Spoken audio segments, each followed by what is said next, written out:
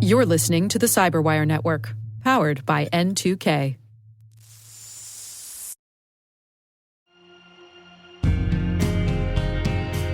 Looking to understand the cybersecurity risks emerging beyond Earth's atmosphere?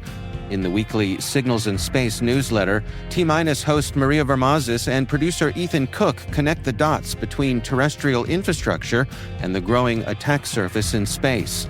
Each week, you'll get the latest space cyber headlines, direct access to the week's T-Minus podcast conversation, plus expert insights and resources to help security professionals better understand this rapidly evolving domain. Space systems are becoming critical infrastructure. Signals in Space helps you stay ahead of the threats shaping the next frontier. Subscribe now to the Signals in Space newsletter.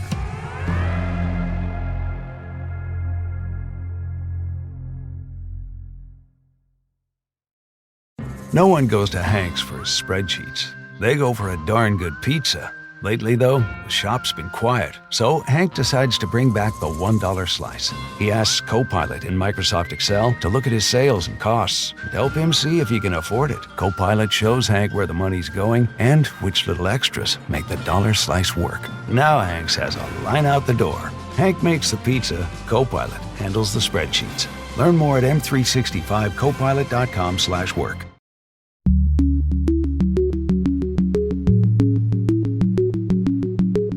Hello, everyone, and welcome to Caveat, N2K Cyberwire's privacy, surveillance, law, and policy podcast.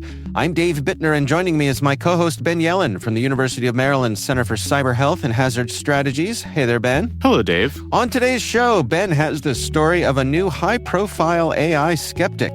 I've got the story of bipartisan support for CISA.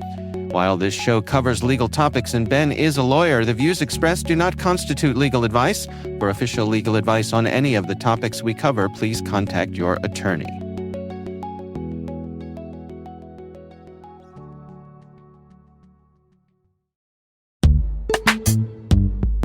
Most environments trust far more than they should, and attackers know it. ThreatLocker solves that by enforcing default deny at the point of execution. With ThreatLocker Allow listing, you stop unknown executables cold. With ring fencing, you control how trusted applications behave. And with ThreatLocker DAC, Defense Against Configurations, you get real assurance that your environment is free of misconfigurations and clear visibility into whether you meet compliance standards. ThreatLocker is the simplest way to enforce zero-trust principles without the operational pain. It's powerful protection that gives CISOs real visibility, real control, and real peace of mind. ThreatLocker makes zero trust attainable, even for small security teams. See why thousands of organizations choose ThreatLocker to minimize alert fatigue, stop ransomware at the source, and regain control over their environments. Schedule your demo at threatlocker.com/N2K today.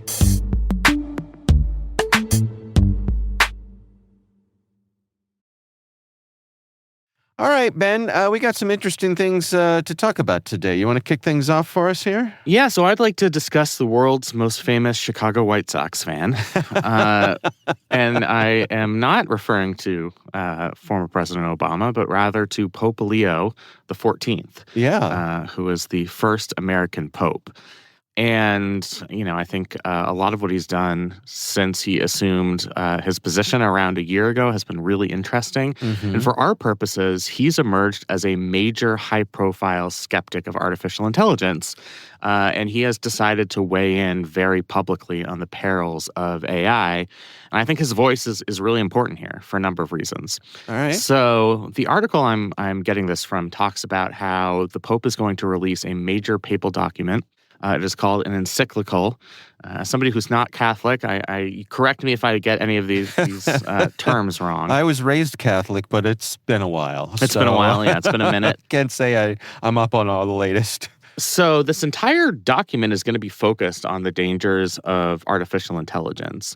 And it's the longest document, the longest one of these encyclicals that he's released during his, I guess they call it the papacy, his term as being pope. Right. So this is not just something that's one of many issues. He sees this as a central issue of our time. I think he sees himself as well positioned to discuss the ethical issues of artificial intelligence. So things like rising economic inequality as a result of job displacement, impacts on justice and social order, the importance of humanity and human dignity. And I think this is, at least the way he sees it, this is part of a long tradition of the Catholic Church and the Pope harping on things like social teachings, responding to disruptive changes. They did so during the Industrial Revolution, and this is just the next one where they can kind of weigh in on behalf of morality and social cohesion. So some of the risks he talks about from this new Industrial Revolution that will reshape nearly all of the aspects of our lives. Job displacement, transforming labor markets. A job is our dignity, and it gives our lives a sense of purpose. And even if we have the Elon / Anthropic vision of AI where it does all the work and we just get a universal basic income, like that's not something that's morally sustainable. With that in mind, he talked about the concentration of power and wealth in a few large tech companies. Sorry, the guy with the golden scepters talking about. Yes, no, there's certainly some irony there. Right. Sorry, I really shouldn't weigh in that way. It's unfair of me. Go ahead. So just send all of your angry emails just directly to our co-host. To lapsedcatholic@n2k.com. Exactly. Yeah. And then just the equity concerns, like the fact that there's going to be this wide gap between people who can use and access this technology and people in the developing world who cannot. Right. So he acknowledges the significant promise of AI. He's like, he didn't actually say this, but part of me thinks he's like, I wrote this entire encyclical on ChatGPT. So obviously there's a lot of promise here. But when you weigh the promise against the peril, I think it's really a call to recognize the danger that it could erode our values and our autonomy, and that if we don't pay attention to these potential negative effects, then it has the power to really cause significant harm across communities, particularly in the developing world. So his kind of calls to action is focus on the human dignity and common good, that this is technology that must serve people. The technology should never be in the lead. Humans should be in the lead in making decisions, and AI should be designed to reinforce human dignity and the common good. That it shouldn't just be used for profit-making purposes and to consolidate wealth, that it should be used for advancing humanity. And he also noted that he's going to be meeting with several AI industry titans at the Vatican, which is, I think, fascinating. Yeah, it was summoned by the Pope. That's something. Right, yeah. I mean, that's an invitation you can't turn down. Right. So I think he really does want to engage leaders of some of these big companies, these technologists, in trying to partner with them to add this element of humanity and morality through this kind of moral framework. So really, like, the big takeaways here is that you have the Pope stepping into this global policy debate. I mean, he's weighing firmly on the side of this is something that, if unconstrained, could destroy us, and we need proper regulation. It's like almost as granular as him saying, I support the EU AI Act. You know, it's like, it's something that you can tell he feels very strongly about. Yeah. And that we need AI outcomes to reflect human choices, human governance, human ethics. And it needs to be something that supports human flourishing rather than undermining it.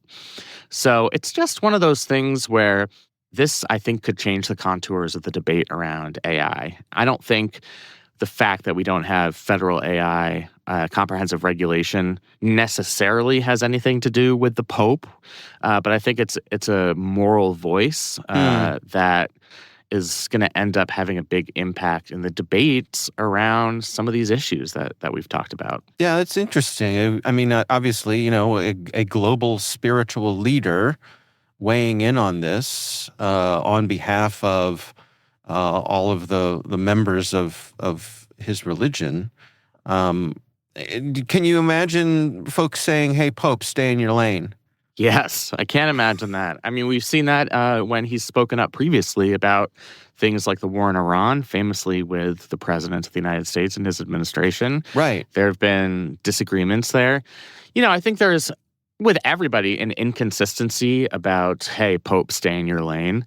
I think there are a lot of issues in which people on the left side of the spectrum in the United States would rather the Pope stay out of things, like reproductive rights. Mm-hmm. And there are things where the right in the United States would rather he stay out of things. But I think it's trying to maintain the Catholic Church as this moral force.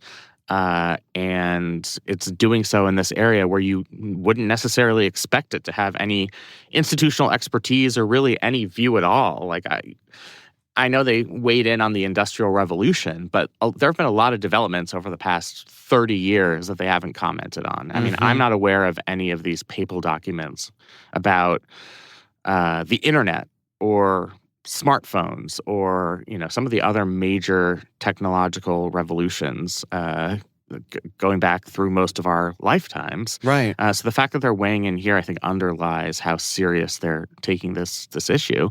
And they're willing to make it something that's very high profile. I mean, as somebody in this leadership position, you have a limited amount of bandwidth to take moral stands. I mean, if you opine on everything, I think the message gets diluted a little bit.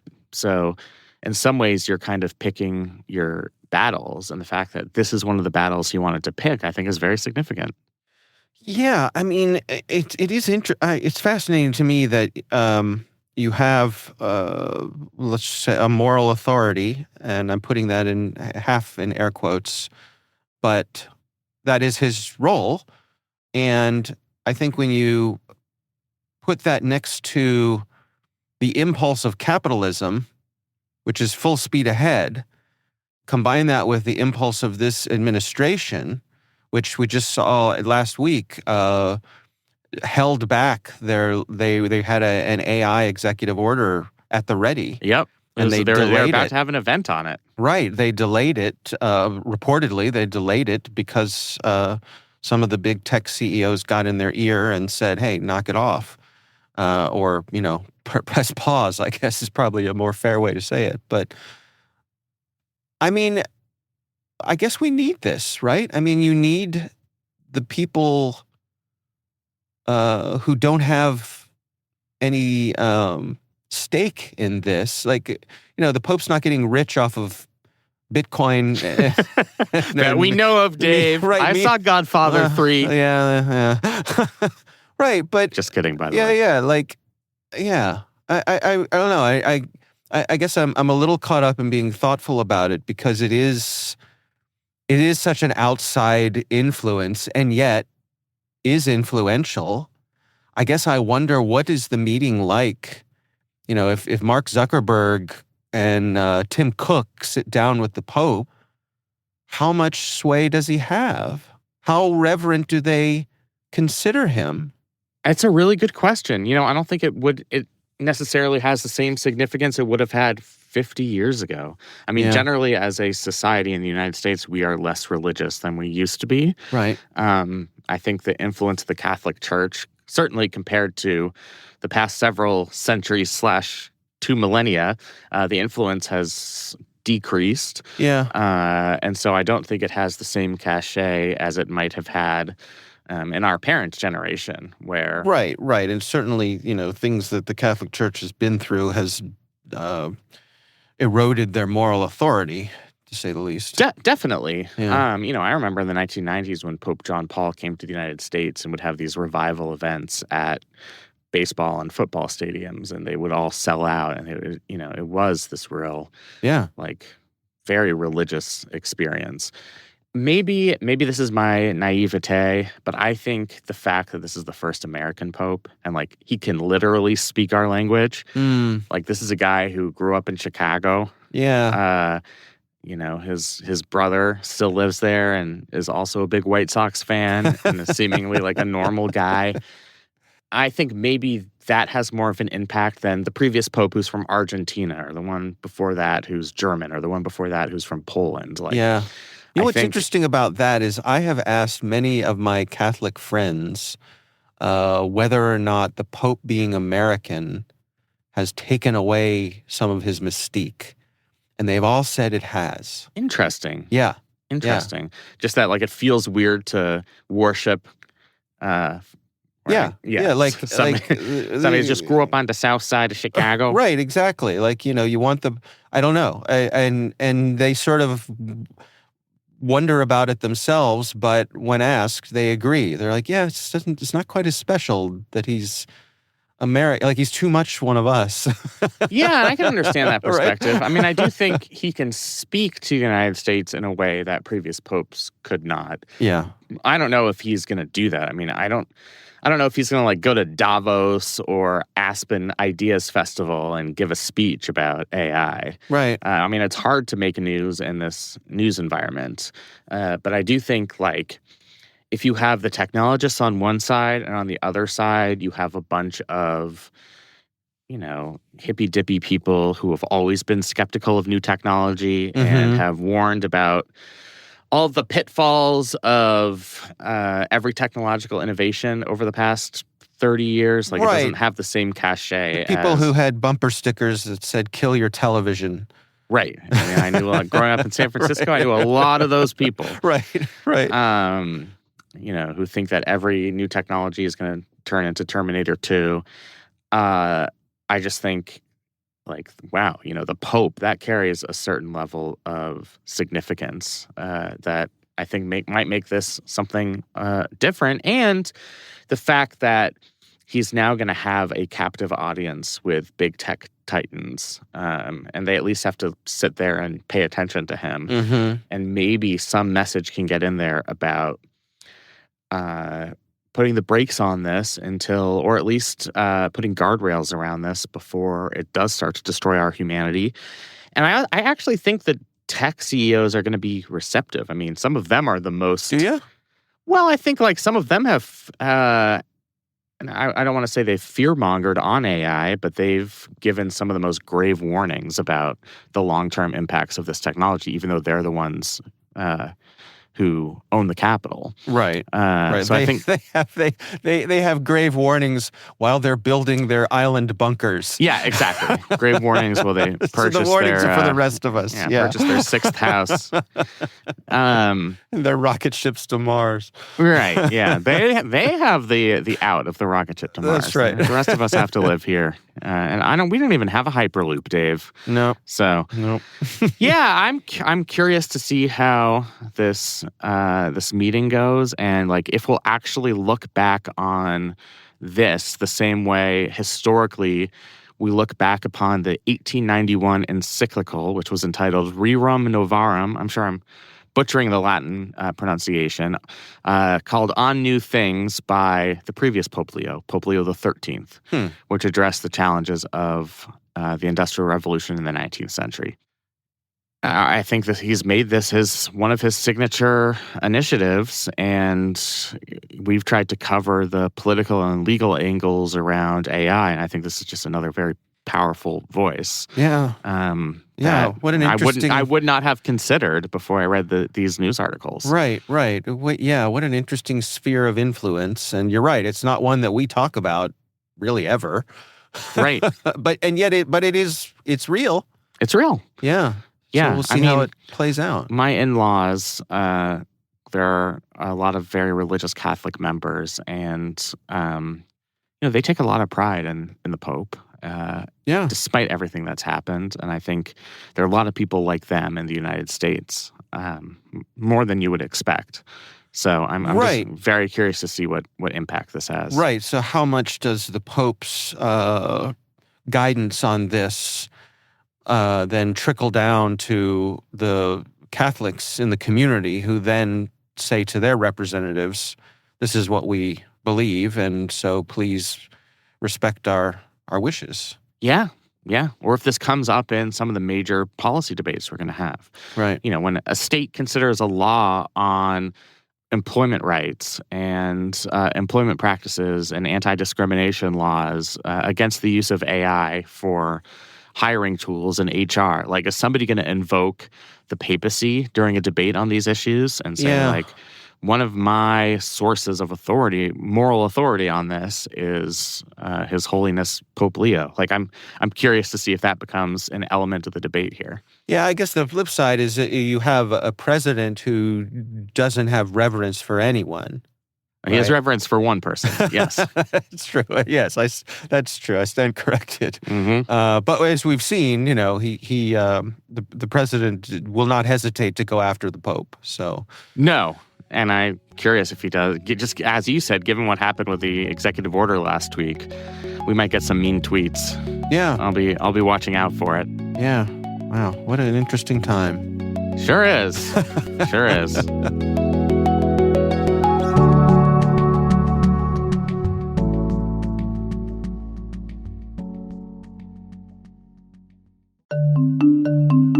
When it comes to mobile application security, good enough is a risk. A recent survey shows that 72% of organizations reported at least one mobile application security incident last year, and 92% of responders reported threat levels have increased in the past 2 years. GuardSquare delivers the highest level of security for your mobile apps without compromising performance, time to market, or user experience. Discover how GuardSquare provides industry-leading security for your Android and iOS apps at www.guardsquare.com.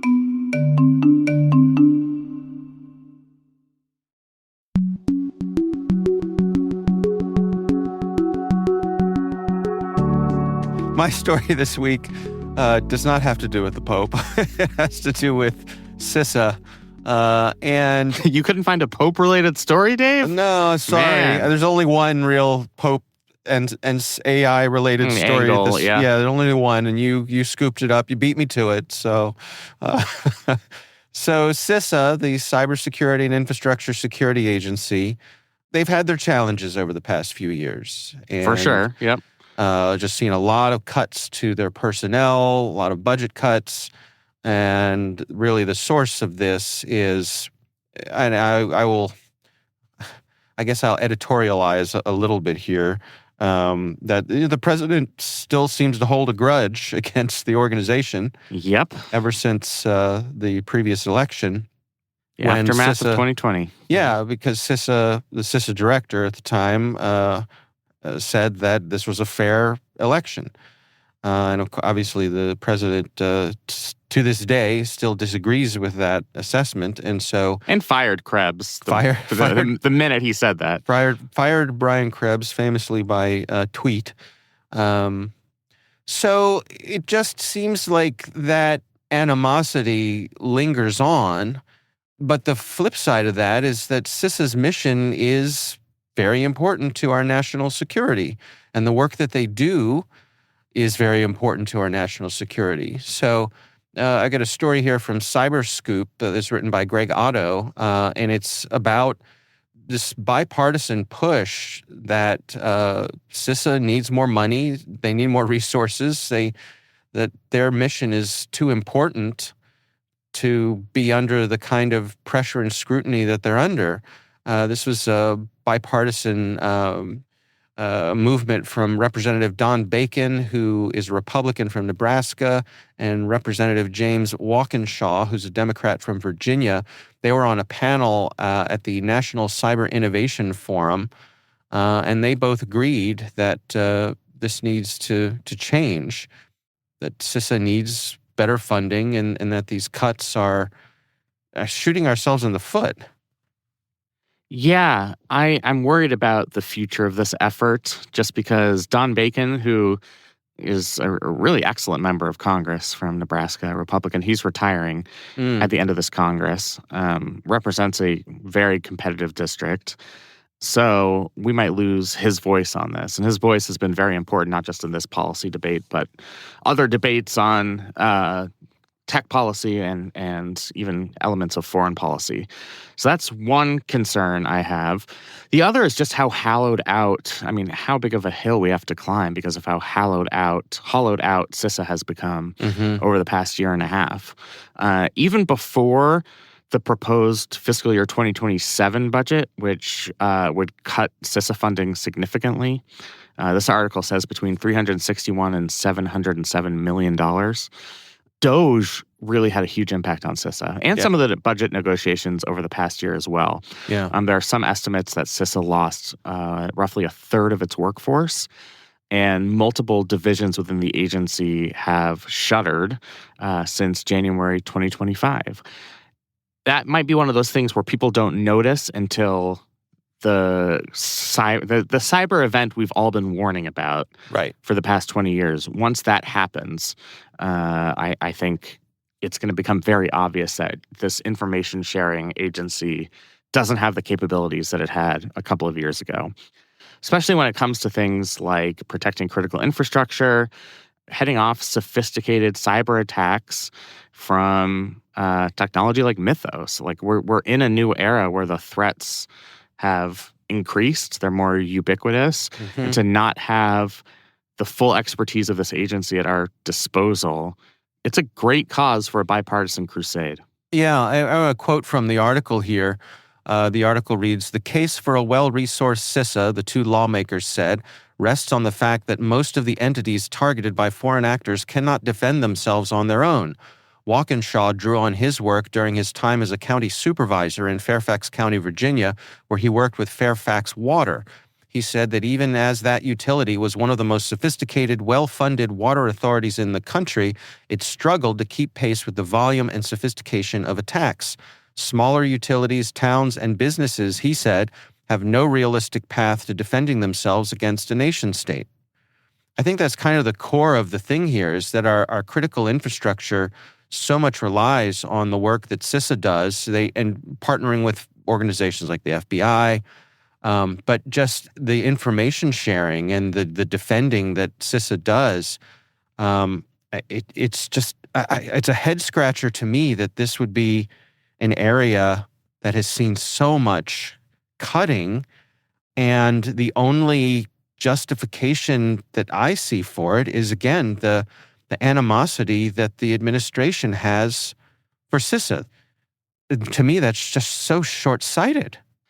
Yeah, now it's not just CISA. There are a lot of other, what I think are very worthy programs that have faced similar levels of attacks. That if I were going in and designing ways to cut the federal budget, I wouldn't touch with a 10,000-foot pole. Right. CISA being one of them. Right. But things like PEFPAR, the foreign aid program, that's a very cost-effective way that's largely alleviated the AIDS burden in Africa. I mean, some of these cuts don't make any sense. They haven't made a dent in our federal deficit or debt, and they're penny-wise, pound-foolish, because what would really be economically devastating is a major cyber attack against our critical infrastructure, right? Where we're taking down power grids and water systems and all of that stuff. So, yeah, I mean, I don't think the administration, besides the grievances of the president, I don't think they've laid out an actual rationale besides just saying, like, we need across-the-board cuts, right, in the interest of deficit reduction. But it's not really, I mean, the rest of the budget isn't really a deficit reduction document. Like, there would be huge increases for some of the president's own political priorities. Yeah. So it's just clear that this is something, whether it's because of the post-election fallout, whether it's incidental because of what happened with the DOGE cuts, and it's just been hard to rebuild staffing. The fact is that this agency is weakened beyond what we thought possible prior to January 2025. And in speaking to people who are in the know about this stuff, especially at the state level, I mean, I think there's an added sense of urgency that we need to maintain state infrastructure around things like information sharing and analysis centers. Because if you thought in 2024 that you could rely on CISA as an information sharing partner, you're just not able to rely on that anymore.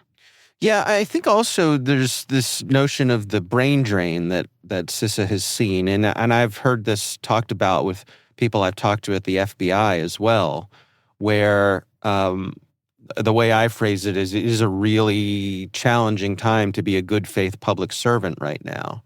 And, you want the best of the best at an organization like CISA to protect our nation. And there are people who are drawn to that mission. And in being drawn to that mission, one of the things that they give up is the pay that comes from working in the private sector.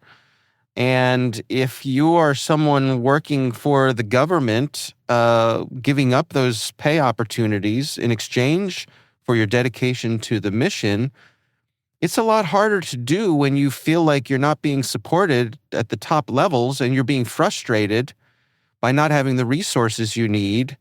On one side, everyone's saying, oh, we must protect the nation. On the other side, but we're going to cut your budget to do that. Yeah, and a third of your colleagues no longer work for the agency. Right.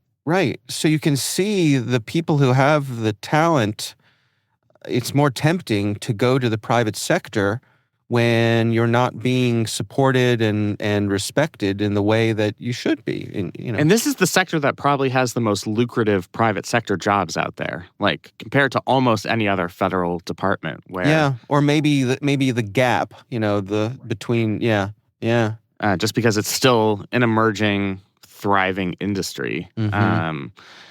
It's just really unfortunate. And I don't think it's going to be easy to rebuild because, as you said, so much of it is the drain of institutional knowledge that had been built up over a long period of time that spanned presidential administrations, right, where you had very talented career civil servants. And when you lose people like that, you can't just say okay, well, come January 2029, the whatever administration can just rebuild CISA from the ground up, and it'll just take a week or two. That's just not the way it's going to happen. Yeah, it's about building trust. Yep. Right? If these things and credibility. Yes. These things that were formerly had bipartisan support and were kind of untouchable, that's not the case anymore, and that just makes it harder to build a solid organization. I wonder if somebody besides Representative Bacon will take up this cause on the Republican side. And frankly, it has to be somebody who is in Trump's good graces. Because I do think that has an impact. If it's one of his allies coming to him and saying, hey, this is really important, he might not say yes 100% of the time, but I think it would have a better chance. Right, yeah. Somebody like Bacon who's already gone against him on other issues. Yes, Mr. President, you don't want to be the guy who's in charge when the grid goes down. Right. Exactly. Yeah. Exactly. that would probably resonate. That would be very bad. Yeah, absolutely. All right, well, we will have a link to that story from Cyberscoop in the show notes. And of course, we would love to hear from you. If there's something you'd like us to consider for the show, you can email us. It's caveat@n2k.com.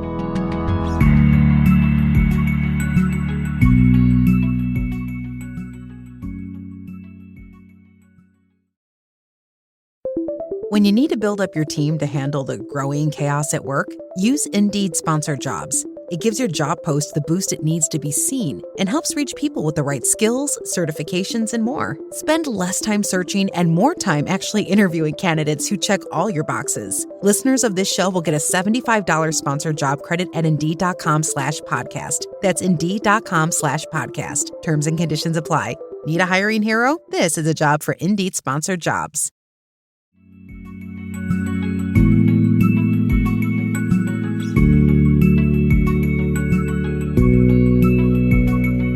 And that is our show, brought to you by N2K Cyberwire. We'd love to know what you think of this podcast. Your feedback ensures we deliver the insights that keep you a step ahead in the rapidly changing world of cybersecurity. If you like our show, please share a rating and review in your favorite podcast app. Please also fill out the survey in the show notes or send an email to caveat@n2k.com. This episode is produced by Liz Stokes. Our executive producer is Jennifer Eiben. The show is mixed by Trey Hester. Peter Kilpie is our publisher. I'm Dave Bittner. And I'm Ben Yellen. Thanks for listening.